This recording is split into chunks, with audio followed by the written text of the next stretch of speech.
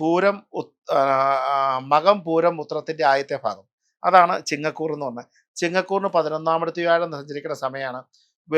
വളരെ എന്താ പറയുക, ദോഷമൊന്നുമില്ല. 11ാമത്തെ വ്യാഴം എന്നൊക്കെ പറഞ്ഞാൽ എല്ലാ ആഗ്രഹങ്ങളും നടക്കണം, അങ്ങനെയാ പറയാം.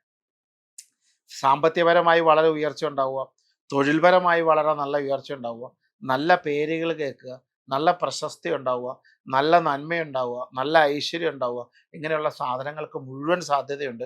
ഇനി അഥവാ അങ്ങനെ ആർക്കെങ്കിലും ലഭിക്കണില്ലെങ്കിൽ അവർ മര്യാദയായിട്ട് അമ്പലത്തിൽ പോവുകയോ നാമജപാദികളോ ചെയ്യണില്ല. വേണ്ട അത്ര ആകണില്ല എന്ന് ഓർത്തു വെച്ചോളൂ. അയ്യോ തിരുമേനി, ഞാൻ ചെങ്ങക്കൂറാണല്ലോ, എനിക്ക് അങ്ങനെയൊന്നും ഇല്ല എന്ന് വെച്ചാൽ നാമജപം കുറവാണ്, അമ്പലത്തിൽ പോക്കും കുറവാണെന്ന് ഉറപ്പിച്ചോളൂ. നമ്മൾ ചെയ്യുന്നത് കേമത്താണെന്നല്ല, കേമത്തമായത് നമ്മൾ ചെയ്യുക. എന്താണോ വേണ്ടത്, വേണ്ടത് അത്രയും നമ്മൾ ചെയ്യുക. എനിക്ക് ഇത്രയേ പറ്റുള്ളൂ അനുഗ്രഹിക്കണം എന്നല്ല, അങ്ങനെയല്ല. അതുകൊണ്ട് ഞാൻ പറഞ്ഞത്. പിന്നെ 7-ൽ രാഹുവിൻ്റെ ബന്ധമുണ്ട്. തടസ്സങ്ങളും ദുരിതങ്ങളും കളത്ര വിഷയങ്ങളും കുടുംബ വിഷയങ്ങളും ഒക്കെ കാണാൻ സാധ്യതയുണ്ട്. അതിന് ഈ പറഞ്ഞ പോലെ രാഹു ഭജനവും സർപ്പഭജനവും മഹാദേവന്റെ ഭജനങ്ങളും ചിങ്ങക്കൂറുകാർ ചെയ്തു പോവുക. അവർക്ക് ഡിസംബറിൽ രാഹു മാറിക്കഴിഞ്ഞാൽ അത് മാറ്റം വരും. ലഗ്നത്തിലെ കേതുകൊണ്ട്. അതുപോലെ ഇടയ്ക്ക് ഗണപതിയൊക്കെ തൊഴുക. ഗണപതി പ്രധാന പ്രതിഷ്ഠയുള്ള അമ്പലങ്ങളിൽ തേങ്ങ ഉടയ്ക്കുക.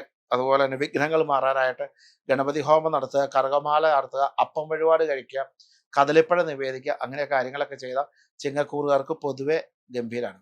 ചിങ്ങക്കൂറുകാർക്ക് ജൂൺ മാസം 2-ാം തീയതിക്ക് ശേഷം 12ാമിടത്തേക്ക് വ്യാഴം വരും. പിന്നെ വരുന്ന ഒരു വർഷക്കാലം അവർക്ക് അത്യന്തം ശോഭനകരമാകാൻ വഴിയില്ല. അതുകൊണ്ട് എന്താ ചെയ്യേണ്ടത് എന്ന് വെച്ച് കഴിഞ്ഞാൽ അത് നമുക്ക് വ്യാഴം 12ലേക്ക് വരുമ്പം നഷ്ടങ്ങളും കഷ്ടതകളും ഉണ്ടാവാൻ കൂടുതലുള്ളതുകൊണ്ടും സാമ്പത്തിക ദുർവ്യയം ഉണ്ടാകാനുള്ള സാധ്യത ഉണ്ടായാലും, അല്ലെങ്കിൽ അനുകൂലമായത് പലതും പ്രതികൂലമാവുന്ന അന്തരീക്ഷം ഉള്ളതുകൊണ്ടും നമ്മൾ അടുത്ത സമയത്ത് ഇങ്ങനെ വരാനുള്ള സാധ്യതയുണ്ടെന്ന് കണ്ട് ഇപ്പോഴേ നമ്മൾ സമ്പത്ത് ഒരുക്കി വയ്ക്കുക. എന്ത് സമ്പത്ത്? ദൈവീക സമ്പത്ത്, നാമജപാദികൾ തുടങ്ങിക്കൊള്ളുക.